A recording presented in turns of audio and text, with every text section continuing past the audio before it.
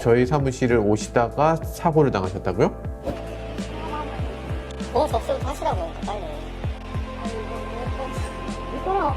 이건 알려도 저희가 못 가게 돼요. 음주운전에 대해서는 보험사에서 보상을 안 해주잖아요. 음주운전에 관련된 보험법이 바뀌었어요. 6월 달부터. 응? 그래요? 그거 어떻게 되는데요?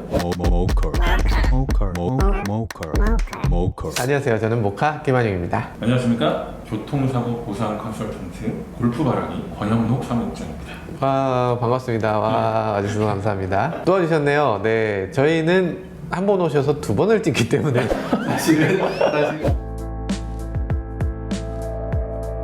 음주운전 사고가 났는데 그건 보험 처리 안 될 거 아니에요. 보험사에서 보상 안 해주죠. 만약에 안 해준다면 네. 피해자 입장에서는 가해자한테 보상 받기가 너무 번거로워지잖아요. 아, 그렇죠, 그렇죠. 천만 원, 몇억 원의 피해를 입을 수도 있잖아요. 사람이 사망할 수도 있고.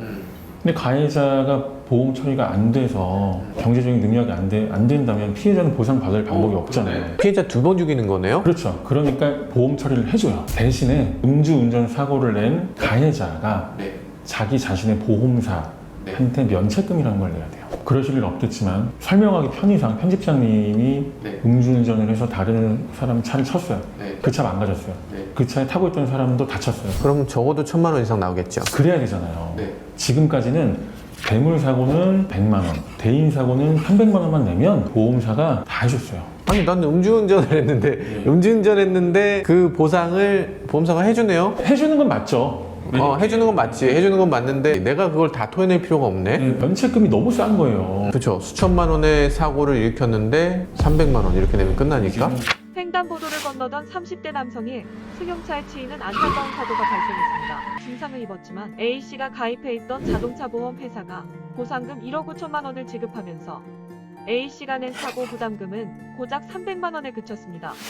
이 때문에 음주운전 사고 운전자의 사고 부담금 한도를 더 높여야 한다는 목소리가 이제는 나옵니다. 면책금이 엄청나게 올라갑니다. 얼마가 돼요? 몇 천만 원. 5천만 원? 면책금이? 사람이 사망을 했어요. 한 5억 정도 배상을 해야 될 상황이 생겼다고 가정해봐요. 저는 그럼 계산이 어떻게 되냐면 책임보험에 대한 면책금으로 300만 원 냈죠. 책임보험에서 1억 5천까지 내줘요. 1억 2,700을 내줬잖아요. 나머지 3억 5천의 돈이 있잖아요. 요 돈에서 1억은 제가 내야 돼요. 1억 이상이 될 수는 없어요? 1억까지는 돼 있고 그 다음에 이제 이 기본적인 면책금 100만 원, 300만 원 이것도 500만 원, 1000만 원으로 올릴 예정이에요. 올해 한 10월 달부터. 음주운전을 한 사람에게는 더 많은 책임을 물겠다. 이런 법의 취지군요. 네네네.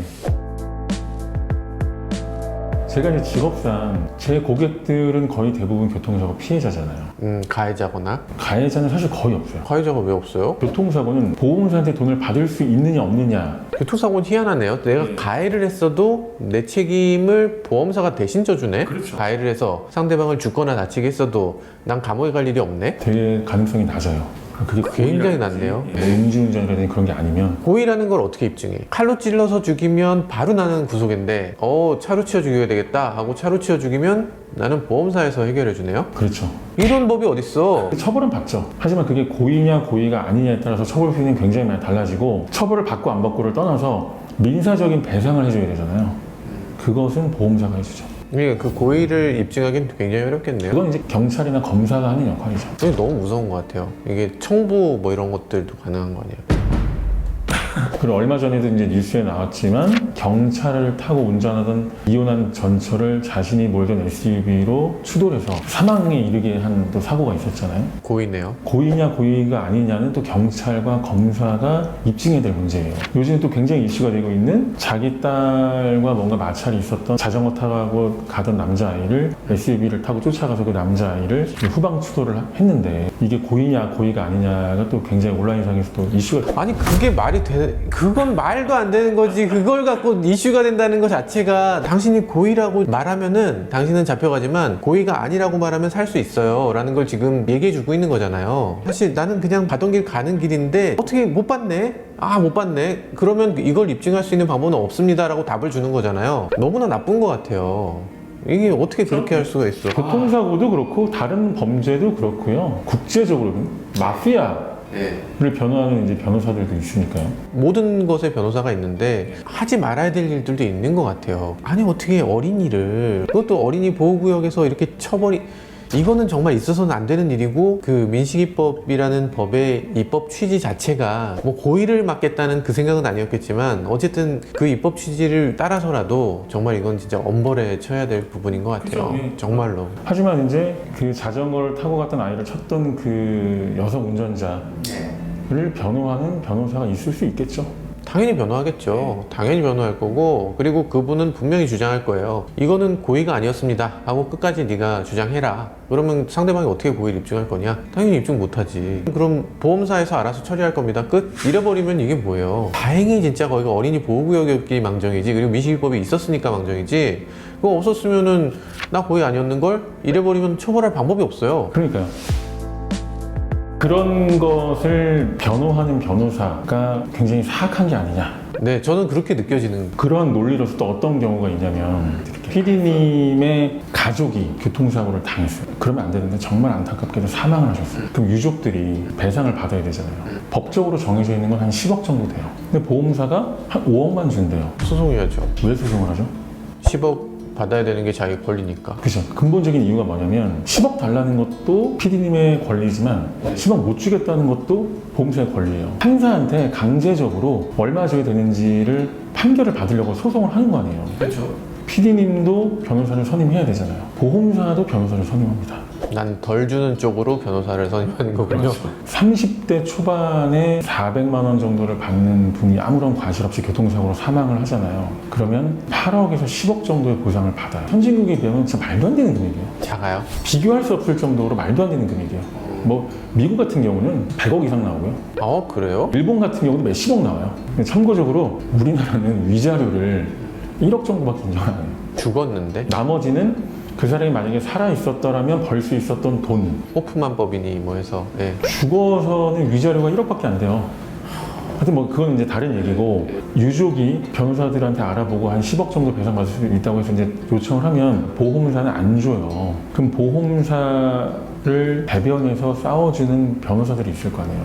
변호사가 도덕적이냐 비도덕적이냐의 관점이 아니라 누가 더 돈을 많이 주느냐 의 관점인 거잖아요. 그럼 변호사 입장에서 유족이 손님이 될 가능성이 많습니까? 아니면 보험사가 손님이 될 가능성이 많습니까? 보험사가 단골 손님이지. 그죠? 법적인 해석을 하는 역할을 하는 게 변호사고, 그 사람의 말이 옳고 틀리다, 아니면 저 사람은 되게 착한 사람이다, 뭐 이런 생각 자체를 하는 게 잘못인 것 같아요.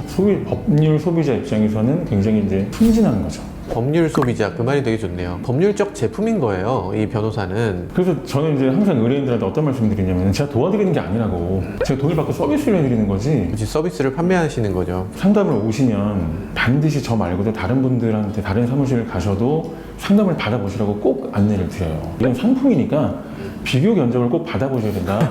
진짜 상품이지.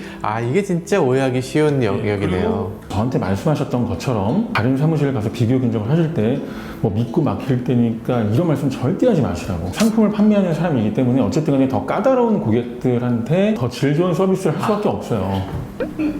돈을 주고 서비스를 사는 사람 입장에서 그야말로 법률 소비자라고. 그렇지. 그러니까 어디 미용실 가셔서 뭐 어디 서비스를 받으러 가셔서 당당하게 서비스 요구하시는 것처럼 변호사를 만나셔서, 아니면 사무장들 만나셔가지고 당당하게 원하시는 것들을 말씀하셔라. 그러네. 되게 중요한 말씀이다. 그러니까 이게 잘못 느껴져요. 어떤 느낌으로 가냐면, 변호사 사무실에 들어가게 되면 일단 고개부터 숙이면서 들어가게 돼요. 안녕하십니까. 잘 부탁드리겠습니다. 이러면서 들어가는 거예요. 근데 그럴 필요가 전혀 없이, 어쨌든 난 서비스를 받으러 왔으면 무슨 전자에서 물건 사듯이. 매너는 지켜야 되지만 너무 굽신거리실 필요가 없다. 그렇죠. 어쨌든 구매하는 거다, 나는. 그렇죠.